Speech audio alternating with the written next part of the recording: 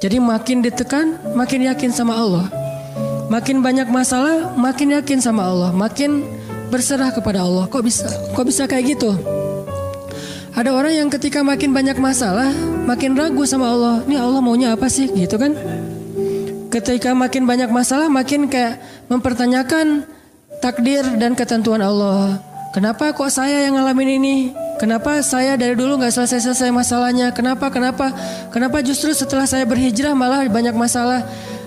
Kenapa para sahabat sebaliknya? Makin dikasih ujian, makin wa ma zadahum illa imanan wa taslima. Gak bertambah kecuali iman dan kepasrahan. Jadi dikasih ujian malah makin yakin sama Allah, bukan makin ragu. Misalnya dia ganti nih model transaksi dagangnya, bisnisnya. Yang tadi mungkin syubhat atau haram, sekarang dia pakai model transaksi bisnis yang halal aja deh, yang aman-aman aja. Gara-gara transaksi yang halal malah banyak masalah. Masih mending kalau masalahnya cuman berkurang income-nya. Ini malah ditipu orang lah, rugi segala macam. Mulai mempertanyakan, nih bener nggak ya saya ngambil jalan yang syariat segala macam, kok malah makin susah nih kelihatannya. Kenapa kita ketika diuji malah jadi ragu sama Allah? Kenapa saya katanya kalau misalnya saya jujur saya akan dapat kebaikan. Ini gara-gara jujur malah nggak lulus. Ya mungkin nggak belajar tapi jujur. Yang satu lagi yang nggak jujur malah nilainya bagus mungkin. Misalnya nggak belajar tapi dia dusta. Kenapa para sahabat ketika diuji malah makin yakin sama Allah? Malah makin pasrah kepada Allah karena mereka pegang janji Allah. Itu salah satu tipsnya. Kalau kita pengen tetap woles pas menghadapi kesulitan, pegang janji Allah. Makin kita kuat pegang janji Allah, diuji, kita makin pasrah sama Allah. Ya Allah, saya akan yakin sama Engkau memegang janjimu. Ketika diuji, saya berharapnya balasan dari Allah, pertolongan dari Allah. Kayak yang pernah saya sampaikan dulu, kalau kita dapat musibah, yakinlah kepada janji Allah. Siapa yang membaca doa yang diajarkan Nabi, nanti Allah akan ngasih ganti yang lebih baik gitu kan ya. Allahumma ajurni fi musibati wa khuluf li khairam minha. Ya Allah, beri saya pahala dalam musibah ini, beri saya ganti yang lebih baik darinya. Kalau kita pegang banget dengan janji Allah lewat doa ini, kita ketika dapat musibah setidaknya nggak akan panik habis-habisan, nggak akan putus asa dalam menunggu pertolongan Allah. Setidaknya kalau nggak bisa woles-woles amat, nggak bisa tenang-tenang amat, minimal nggak panik habis berlebihan. Kalau musibahnya musibah kematian, nggak bikin kita meratapi kematian. Kenapa? Kita pegang janji Allah SWT.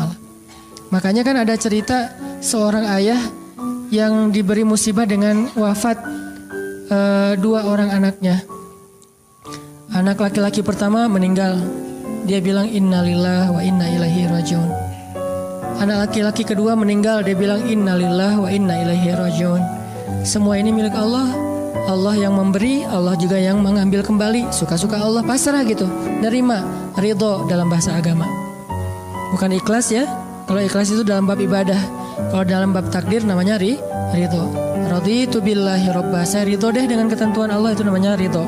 Bukan yang ikhlas ya. Ikhlas apaan? Orang nggak lagi ibadah kan, lagi ada musibah. Jadi bukan yang ikhlas ya, bukan. Tapi yang ridho ya. Kalau mau lebih tepat nih, tapi nggak apa-apa deh, pakai bahasa kita aja. Tapi kalau mau lebih tepat maknanya yang ridho ya, sing ridho ya gitu, bukan sing ikhlas. Karena ikhlas itu ibadah ritual. Nah, dia ridho tuh. Innalillahi wa inna ilaihi rajiun. Innalillahi wa inna ilaihi rajiun. Yang ketiga meninggal juga. Dan dia mulai agak ragu nih, kok gini-gini amat ya. Suatu malam dia bermimpi 2 anaknya itu, dalam mimpi itu ayah ini mau jatuh ke sebuah jurang yang di bawahnya api, kayak api neraka gitu. Ditarik sama 2 anaknya, cuman gak kuat. Kata mereka, seandainya adik ada di sini pasti bisa narik nih, bisa nyelamatin ayah.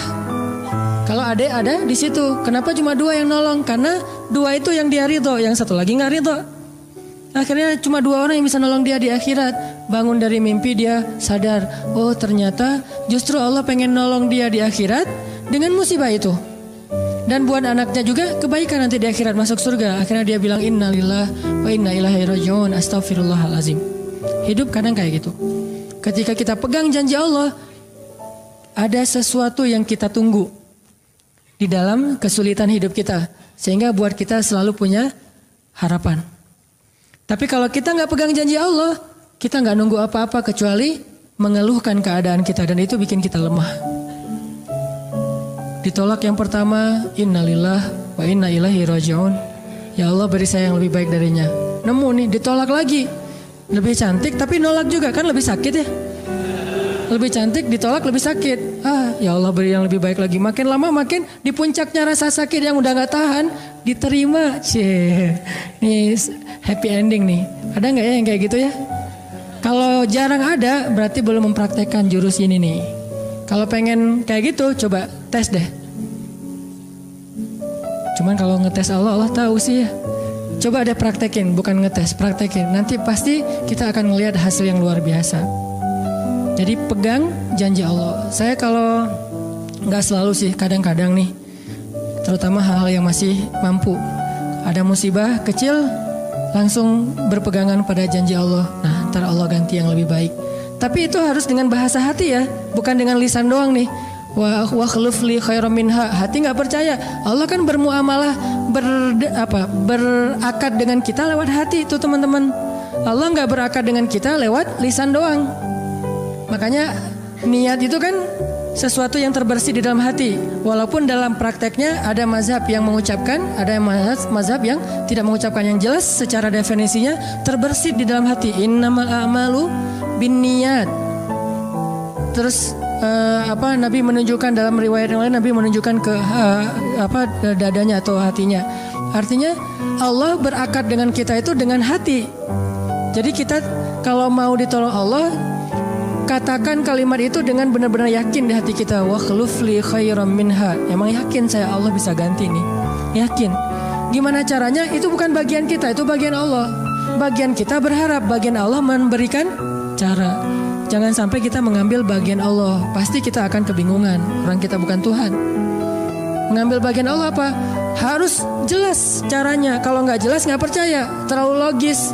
Akhirnya nggak lagi ada ruang untuk kita berharap kepada sesuatu. Jangan ngambil bagian Allah. Gimana caranya? Ya terserah Allah. Yang penting saya berharap Allah ganti yang lebih baik. Ikhtiar urusan kewajiban kita kepada Allah. Bukan cara itu teh. Kewajiban kita kepada Allah. Ikhtiar itu dalam agama kayak ibadah, sholat, puasa, zakat. Bukan jalan untuk menemukan suatu kebaikan, karena Allah yang menentukan. Kadang-kadang kita ikhtiar ini jalannya dari yang lain. Kita ngejar, ternyata dapatnya justru yang sering pakai curhat. Kan beda-beda kan cara Allah ya. Kita ngejar, nggak berhasil, curhat lagi ke teman kita di sebelah. Ternyata dia bukan dia yang jadi sama dia, kita jadi sama dia gitu maksudnya. Ini artinya emang Allah yang punya cara, asbab, subul. Walladzina jahadu fina lanahdiyannahum subulana. Orang yang bersungguh-sungguh di jalan kami yang akan tunjukkan kepada cara-cara menuju kepada kebaikan. Subul bukan cuma satu. Kalau satu sabil, ini berarti Allah yang punya cara. Ya Allah, beri saya ganti yang lebih baik. Saya yakin banget nih. Kata teman kita, caranya gimana? Kayaknya mustahil deh. Allah punya cara. Allah bisa mendatangkan sesuatu dengan cara-cara yang kita mengerti, ilmiah, logis. Bisa yang dengan cara yang kita nggak ngerti, nggak ilmiah, nggak logis. Bisa juga dengan sebalik dari apa yang kita ngerti. Kita ngertinya gini, Allah bikin yang sebaliknya. Allah punya banyak cara. Contoh, Allah mendatangkan kita, melahirkan manusia itu dari pasangan ayah dan ibu. Ilmiah, logis, bisa dijelaskan secara keilmuan. Tapi Allah juga bisa mendatangkan seorang anak tanpa ayah seperti Isa dari rahimnya Siti Maryam yang suci. Atau bisa juga mendatangkan seekor onta bukan dari induknya tapi keluar dari batu seperti ontanya Nabi Solih. Allah bisa mendatangkan segala sesuatu dari cara-cara yang yahtasib aula yahtasib.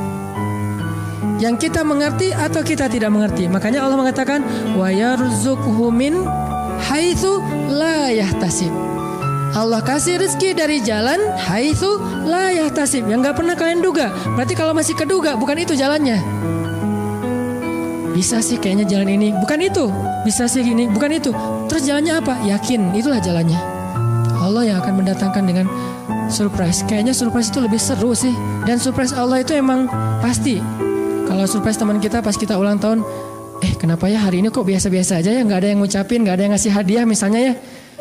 Kita masih berharap, mungkin mereka pengen ngasih surprise. Nanti malam-malam tiba-tiba saya masuk ke rumah, saya buka pintu rumah saya, tiba-tiba orang udah ngumpul semua di dalam rumah, terus ngasih surprise happy birthday gitu, balon segala macam, gitu-gitu deh. Bisa.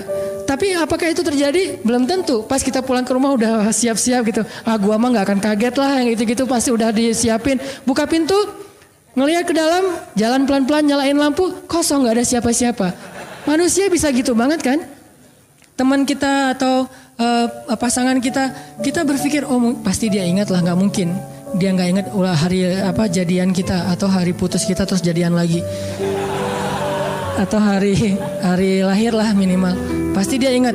Tapi belum tentu dia bisa ngasih kita surprise seperti yang kita harapin. Kalaupun dia ngasih surprise, kadang-kadang kado atau hadiahnya itu nggak seperti yang kita harapin, biasa-biasa aja ternyata. Mungkin dia lagi nipis keuangannya, nggak punya modal apa-apa, ya udah ngasih apa yang ada aja, pulpen, permen. Nah, Allah nggak gitu. Allah kalau ngasih surprise itu benar-benar ngasih dan buat kita benar-benar ngerasa beruntung kalau kita percaya. Makanya berakatlah dengan Allah lewat hati. Hadza ma wa'adanallahu wa rasuluh wa sadaqallahu wa rasuluh. Benarlah Allah dan Rasul. Hasbi Allah atau apapun ucapan-ucapan belief, termasuk wa khluf li khairam minha, beri saya ganti yang lebih baik darinya. Tapi kita berakad itu dengan hati. Allah tunjukin tuh. Ini yang bisa bikin kita sedikit lebih tenang atau banyak bisa dapat ketenangan kalau kita dalam kondisi yang sulit. Kalau diuji dalam hal-hal yang kayaknya mentok gitu, mau kemana lagi nih, mau gimana lagi nih, mau apa lagi nih, kan gitu kan? Udah nggak tahu lagi mau gimana, mau kemana, mau apa, mau siapa lagi nih? Kayaknya semua yang di list reunian udah ditembak satu-satu, gagal semua gitu kan? Mau siapa lagi nih? Teman kuliah udah, teman SMA udah, sampai teman SD juga udah. Masa nyari teman TK gitu kan ya? Nyari semua nolak, ke siapa lagi? Allah yang punya siapanya. Kadang-kadang siapanya Allah itu kita nggak pernah ngeduga. Yang kita nggak pernah mau ke situ karena berpikir nggak mungkin deh kalau itu mah. Justru kita nggak ngedatangin dia karena kita nggak percaya mungkin. Tapi buat Allah apa sih yang nggak mungkin? Julaibib dengan kondisi rakyat jelata banget ketemu seorang cewek yang selebgram banget, bisa aja tuh. Apalagi kita yang insya Allah nggak julaibib amat lah ya. Masih kerenan dikit lah. Walaupun mungkin solehnya pasti jauh dengan Julaibib. Tapi secara fisik ya kita bukan budak. Kita bukan orang yang seperti digambarkan di dalam hadis gimana fisiknya Julaibib sangat pas-pasan. Walaupun tingkat kesolehannya jauh. Pasti sahabat itu tidak tergantikan, tidak tertandingi. Oke. Itu satu kasus di Al-Quran gimana Wallace dengan modal pegang janji Allah. Berakad kepada Allah dengan hati. Ini kata kuncinya. Berakad kepada Allah dengan hati. Dan Allah pasti la yukhliful mi'ad. Gak akan ingkar janji. Gak akan. Kalau dengan hati. Masalahnya tingkat hati juga darajat. Lahum darajatun inda rabbihim. Orang yang beriman itu bertingkat-tingkat. Ada yang imannya itu benar-benar luar biasa. Sampai hal yang paling mustahil buat dia tuh gak ada yang mustahil buat Allah. Ada yang berimannya yang berat-berat mah dia masih agak-agak ragu, yang ringan-ringan dia masih yakin. Berarti aku